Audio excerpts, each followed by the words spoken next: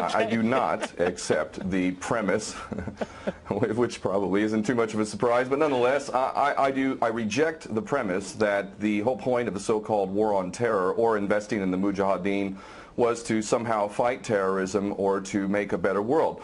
I would argue that if you really want to know what's happening with Middle Eastern policy, then you must read Oded Yanan's A Strategy for Israel in the 1980s. Now, in that document, which is pretty much being played out to a T right now and has been for many years, there were serious objectives for Israel. And Israel's main objectives were to expand and grow in line with the Greater Israel Project. And in order for it to do that, there would need to be an excuse to justify the expansion of Israel, and in order to do that, we would have to sow the seeds of sectarian hatred and violence in the region. The #1 target of this plan was Iraq. We've achieved that. That's not a failure. That's actually a success. Iraq is a failed state largely. It is an absolute basket case. Sectarian hatred is absolutely insane. We see the beheadings and all of this madness, and we think it's a disaster. No, it's not at all. In fact, it's all part of the plan to break up Iraq into 3 different states.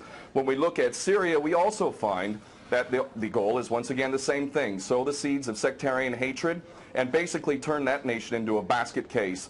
This is happening according to plan as well. Now, ISIS, funny enough, could stand for the Israeli Secret Intelligence Service. Many people are seeing the very big benefits to the state of Israel, the so-called Jewish state of Israel, by the breakup and the balkanization of the surrounding states. So actually, if you believe what's being told to you, and I just don't know why anyone would believe anything that comes out of the mouth of virtually any Western leader, whether it be Obama or Bush or any of the rest of them, all of these people are nothing but patent liars, and everything they say is pretty much the opposite of the truth. So I don't accept virtually anything they say. Okay, good. Violence.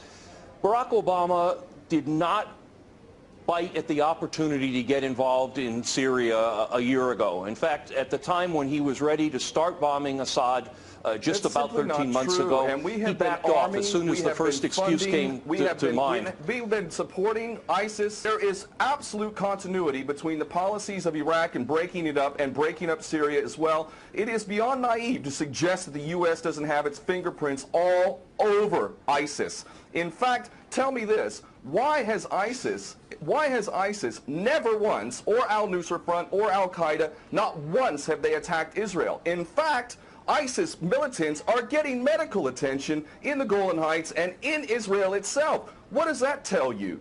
There is absolute continuity, but the actual policy, just like the Project for a New American Century laid out very clearly, that a, quote, new Pearl Harbor would be necessary to achieve this goal of full spectrum dominance. You could never tell the American people, or the world for that matter, we're going to fight wars of aggression where we're going to have to invade and occupy, we're going to have to spend hundreds of billions, if not trillions of dollars to achieve the goal of full spectrum dominance, which is to control, absolute control over air, land, sea, and space and cyberspace. The American people never would have bought it, so you can't tell them that. You have to tell them a bunch of lies. And we see this over and over again. What you have to do, Ken, if I can go... It would absolutely no question that there must always be a boogeyman. In fact, you're sitting in Russia now. For 50 years plus, we were fighting this Cold War that really was an absolute charade to begin with. There never really was a threat of a Soviet invasion. And for decades, we spent insane amounts of money developing nuclear weapons to the point of really completely, totally collective insanity. And here we sit today in a world that threatens a third world war with a policy that is clearly intended to totally destroy Syria. Let's see what happens. If we take Bashar al-Assad out of the equation in Syria, does anybody with half a brain not understand that that vacuum that's going to be created is going to be a vacuum filled by the most powerful interests there? And who is that right now? Well, that would be our best friends and allies, these little Frankenstein monsters that we create, whether it's al-Qaeda or al-Nusra Front or the latest ISIS monster that we've created. Those are the ones that are going to fill that vacuum, and that fits perfectly in line with Oded Yanan's A Strategy for Israel in the 1980s. And if these other two gentlemen haven't read that document, I seriously suggest you do. Another thing that's really worthy of pointing out is the so-called Islamic State is anything but Islamic. And yes, there is a war on Islam. Islam is very understood by many Muslims around the world to be absolutely 100% forbidden for you to forcibly convert somebody to Islam or kill them.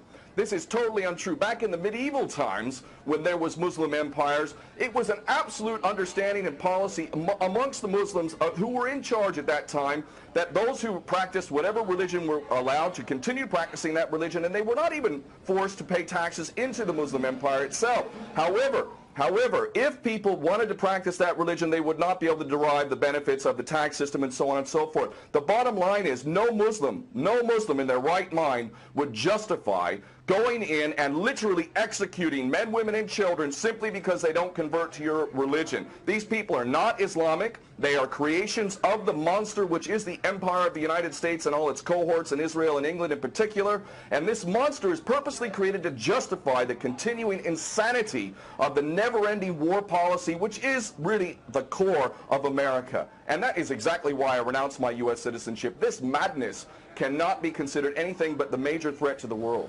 Okay, Peter, in New York, one of the things we've seen... There are very obvious solutions. One is to arrest the traitors in the U.S. Congress and White House who have sworn to uphold the U.S. Constitution, and somehow the American people have sat by while the President has afforded himself the power to execute anyone, anywhere, anytime, for any American citizen to be detained without any due process of law, no representation, incognito, and theoretically he could be condemned to death by a military tribunal in secret and executed. All of this operating under supposedly the United States Constitution. So all of these traitors need to be arrested first and foremost. When Netanyahu came to the Congress a couple years back, he received 29 standing ovations by these cowardly chicken hawk traitors. So the American patriots need to stand up and grab a pair and ultimately have some integrity and get rid of these traitors. Secondly, cut off all funding to Israel. Israel is a pariah state, a criminal state. It is committing active policies of genocide by the legal definition of the word according to Black's Law Dictionary.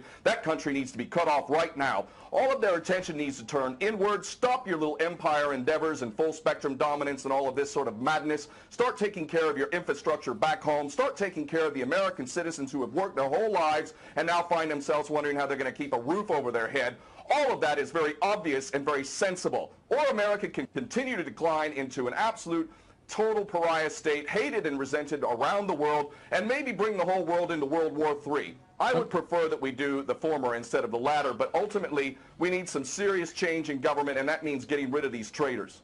Okay.